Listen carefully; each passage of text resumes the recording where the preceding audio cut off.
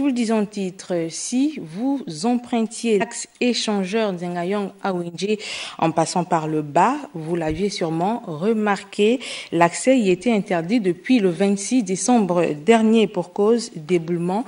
Eh bien, vous pouvez à nouveau renouer car réouvert à la circulation depuis ce matin.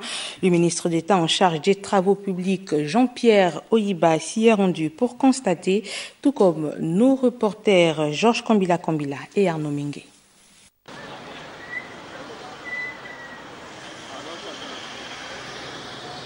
Les automobilistes vont désormais circuler librement. Cela grâce à la livraison des travaux de réhabilitation du talus côté amont, échangeur de Zengayong. Et ces travaux ont été engagés suite à un affaissement de ces bus qui ne laissaient plus passer de l'eau pour deux raisons principales.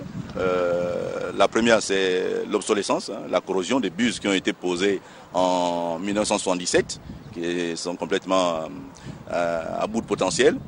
Et ensuite, et surtout, l'incivisme répété des populations. Quant aux travaux des bassins versants Zengayong, nouvelle cité, les contingences financières seraient à l'origine de leur arrêt. Les arrêts que vous constatez en amont ou en aval de ce canal-là sont exclusivement ou sont simplement le fait d'un manque de disponibilité financière à certains moments. Mais nous veillons à ce que ces travaux aillent à leur terme et ce sont les instructions, les très hautes instructions de notre président de la République pour que ces travaux se fassent.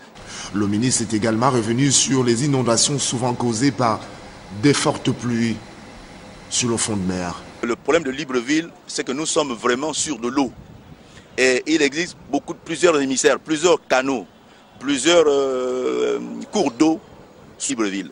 Et ces cours d'eau aujourd'hui sont obstrués. La conséquence, c'est que nous connaissons des inondations à tous les niveaux, même devant la présidence.